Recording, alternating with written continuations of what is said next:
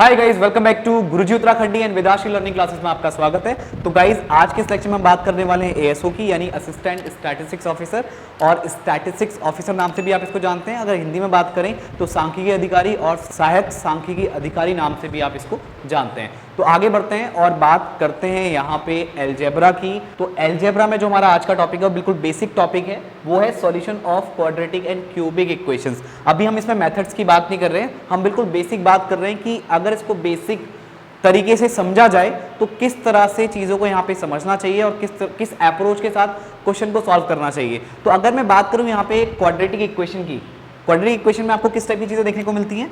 A x square plus b x plus c is equal to 0, यानी यहाँ पे a x square का coefficient है, बी एक्स का कोफिशिएंट है और सी आपका कांस्टेंट टर्म है। अब इसको अगर हम बात करें sum of roots and product of roots के टर्म में, तो आप क्या करेंगे, यहाँ पे ए को कॉमन ले लीजिए, तो ये x square plus b by a x हो जाएगा और यहाँ पे सी बाय ए हो जाएगा इज इक्वल टू 0।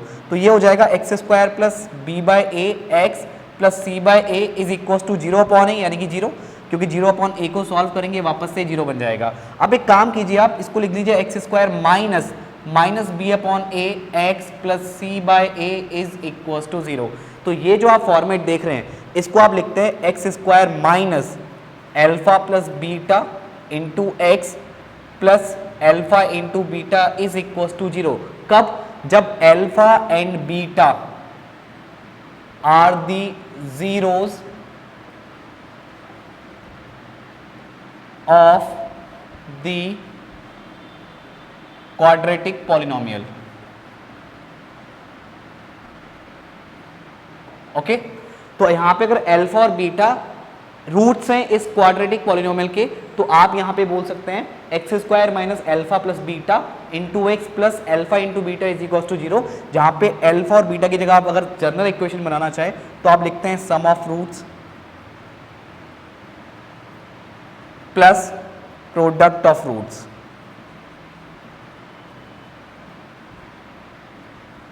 तो ये आपका एक बेसिक रिलेशन है और एक इंपॉर्टेंट रिलेशन है, इसे आपको याद रखना है। और यहां पे अगर इस चीज को आप ऐसे, अगर जैसे मैंने यहां पे लिखा ना अल्फा प्लस बीटा और यहां पे लिखा है अल्फा इंटू बीटा, तो एक चीज आप ये और नोट कर लीजिए, अल्फा प्लस बीटा माइनस का बी बाय और अल्फा इंटू बीटा ये होता है सी बाय ए। अब मान लीजिए ये a x square plus b x plus c is equal to 0 है, तो अगर मैं यहीं से लिखूं, अगर अल्फा और बीटा इस इक्वेशन के रूट्स हैं तो अल्फा प्लस बीटा कितना हो जाएगा, माइनस का बी बाय ए, ये फॉर्मूला बन जाएगा। आप डायरेक्टली इस इक्वेशन को देख के भी निकाल सकते हैं, और अल्फा इंटू बीटा कितना हो जाएगा, सी बाय ए। और बेसिक तरीका क्या है, इसको समझने का बेसिक तरीका क्या है, ये जो बी है, यहां पे जो ये बी होगा ये होगा कोफिशिएंट ऑफ एक्स, जो a है वो कोफिशिएंट ऑफ एक्स स्क्वायर और जो c है वो है कांस्टेंट टर्म। अब मान लो अगर मैं इसको यहां पे लिख दूं x square plus a x plus b is equal to 0, तो यहां पे जो आपका, अगर मान लो इस इक्वेशन के रूट्स अल्फा और बीटा है, तो अल्फा प्लस बीटा कितना होगा, माइनस ए अपॉन 1, और अल्फा इंटू बीटा कितना होगा, b अपॉन 1। क्यों? क्योंकि यहाँ पे जो मैंने आपको बोला, जो ये यहाँ पे जो नंबर आएगा, यहाँ पे जो कोफिशिएंट आएगा वो होगा आपका किसका, x का, और जो अपॉन में आएगा वो किसका कोफिशिएंट होगा, वो होगा एक्स स्क्वायर का। अगर a x square plus b x plus c में बात करें तो यहाँ पे आपका फॉर्मूला क्या बन रहा है, alpha plus beta is equal to minus का बी बाय ए, यानी बी क्या कोफिशिएंट ऑफ एक्स और ए क्या coefficient of x square, right, और c क्या है आपका कांस्टेंट टर्म है। तो अल्फा इंटू बीटा क्या आ रहा है, c यानी कि कांस्टेंट टर्म अपॉन a यानी कोफिशिएंट ऑफ एक्स स्क्वायर। तो ध्यान रखना कौन सा कोफिशिएंट कहां पे आ रहा है। अगर इक्वेशन को हम ऐसे लिखते हैं x square plus a x plus b is equal to 0, तो ये कितना हो जाएगा, alpha plus beta is equal to minus का a अपॉन 1, क्योंकि माइनस तो फॉर्मूले में, और a क्या है कोफिशिएंट ऑफ x और 1 क्या है कोफिशिएंट ऑफ एक्स स्क्वायर, यानी ये कितना आ रहा है माइनस का a, और ये कितना आ रहा है आपका अल्फा इंटू बीटा, वो b निकल के आ रहा है, क्योंकि अल्फा इंटू बीटा में क्या है constant term upon coefficient of x square. तो कांस्टेंट टर्म कितना है यहाँ पे b और कोफिशिएंट ऑफ एक्स स्क्वायर कितना है 1। तो इस तरह से आपको चीज़ों को समझना है, और एक इस फॉर्मेट को भी आप याद रखेंगे जो कि बहुत ज़्यादा इंपॉर्टेंट है। थोड़ा सा आगे बढ़ते हैं और बात करते हैं क्यूबिक इक्वेशन की। ये बेसिक फॉर्मेट है, ये मैंने आपको बता दिया, इस तरह से आप चीज़ों को याद रखेंगे।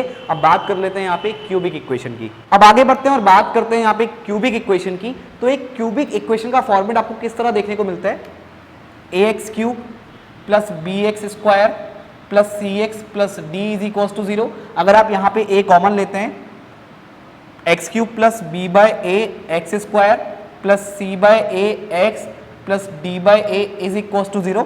थोड़ा सा चेंज करते हैं, एक्स क्यूब माइनस माइनस का b by a x square plus c by a into x minus of minus D by a is equal to 0, right. आपने ए कॉमन लिया और उसको 0 की ओर शिफ्ट कर दिया तो आपको ये फॉर्मेट देखने को मिलेगा। और अगर मान लो इस क्यूबिक इक्वेशन के रूट अल्फा बीटा और गामा हुए, तब आप क्या लिख सकते हैं इसको, x cube minus alpha plus beta plus gamma into x square plus c upon a की जगह लिख सकते हैं alpha beta into beta gamma और गामा अल्फा, ये इंटू में एक्स, फिर आपका कितना आ जाएगा माइनस इंटू माइनस, ये आपका एक फॉर्मेट है तो माइनस आपका फॉर्मूले में रहेगा और माइनस डी अपॉन ए की जगह लिख सकते हैं आप alpha into beta into gamma is equal to 0। तो ये आपका क्यूबिक इक्वेशन का फॉर्मेट है। यहाँ पे आप देख सकते हैं ये तीनों रूट का सम है, यहाँ पे product of root then sum, product of two roots then उसका सम, और यहाँ पे क्या है आपका तीनों रूट्स का प्रोडक्ट। तो ये आपका एक फॉर्मेट हो गया। और इसको आप अगर लिखेंगे तो alpha plus beta plus gamma कितना आ जाएगा, माइनस का b by a, alpha beta beta gamma plus gamma alpha c by a और अल्फा बीटा इंटू गामा ये माइनस का d by a, correct. But ध्यान रखना ये क्या होगा यहाँ पे alpha plus beta plus gamma is equal to minus का बी बाय ए। इसका मतलब क्या है, जो यहाँ पे बी है वो कोफिशिएंट ऑफ क्या है, कोफिशिएंट ऑफ एक्स स्क्वायर, ए क्या है कोफिशिएंट ऑफ एक्स क्यूब। जो यहाँ पे alpha beta plus gamma alpha है वो है आपका सी अपॉन ए, जहाँ पे सी क्या है कोफिशिएंट ऑफ एक्स और ए क्या है कोफिशिएंट ऑफ एक्स क्यूब, और जो alpha into beta into gamma है वो है आपका माइनस डी अपॉन ए, जहाँ पे डी क्या है आपका कांस्टेंट टर्म है और ए क्या है coefficient of x cube. For example अगर आपकी ये इक्वेशन कुछ इस तरह की हो, x cube plus a x square plus b x plus c is equal to 0, तो यहाँ पे alpha plus beta plus gamma किसके इक्वल निकल के आएगा, ये निकल के आएगा आपका, जैसे आपका यहाँ पे बी अपॉन ए है, राइट, तो यहाँ पे कितना हो जाएगा आपका माइनस का ए अपॉन 1।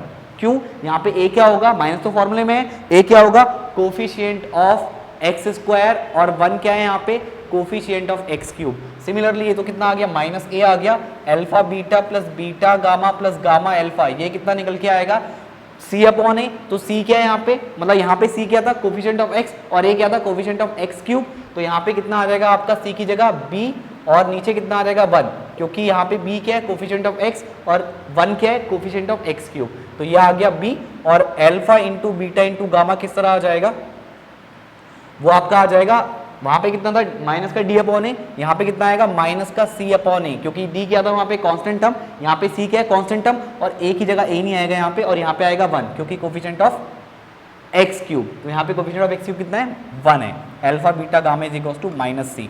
तो अगर मान लो ये ए यहाँ से ना स्टार्ट हो गया, यहाँ से स्टार्ट होता, तो आपको फॉर्मेट क्या याद रखना है कि बी है क्या, किसका कोफिशिएंट है, ए किसका कोफिशिएंट है, सी किसका कोफिशिएंट है और डी किसका कोफिशिएंट है। जैसा हमने स्क्वायर वाली मैट्रिक्स में, सॉरी जो हमने क्वाड्रेटिक इक्वेशन की बात की, इसी तरह हम बात करेंगे क्यूबिक इक्वेशन की। तो यहाँ पे आपको फोकस कहाँ पे करना है, कोफिशिएंट के ऊपर फोकस करना है, यहाँ पे गलत होने के चांसेस होते हैं। तो ये आपका जो दिमाग में कंफ्यूजन है इसको क्लियर कर लीजिए कि किस फॉर्मेट में किस तरह से आपको चेंजेस करने हैं, करेक्ट। अब बात करते हैं इसके ऊपर कुछ क्वेश्चंस की। अभी हम बात कर रहे हैं यहाँ पे सिर्फ क्वाड्रेटिक और क्यूबिक इक्वेशन की, इसके आगे भी बात करेंगे, बाई क्वाड्रेटिक इक्वेशन की बात होगी, फिर कुछ मेथड की बात होगी कि उनको किस किस मेथड से सॉल्व किया जा सकता है, जैसा कि आपके सिलेबस में भी है। तो उसके अकॉर्डिंग हम यहाँ पे चलते रहेंगे और ये चीज़ को यहाँ पे सीखेंगे, करेक्ट। तो ये एक इंपॉर्टेंट पार्ट है जो आपको पता होना चाहिए, इसको मिस मत कीजिएगा क्योंकि क्वेश्चन जो आपके आने वाले हैं वो इतने लेंथी नहीं होंगे, बेसिक कॉन्सेप्ट पे बेस्ड होंगे। तो ये बेसिक चीज़ें आपको पता होना बेहद ज़रूरी है।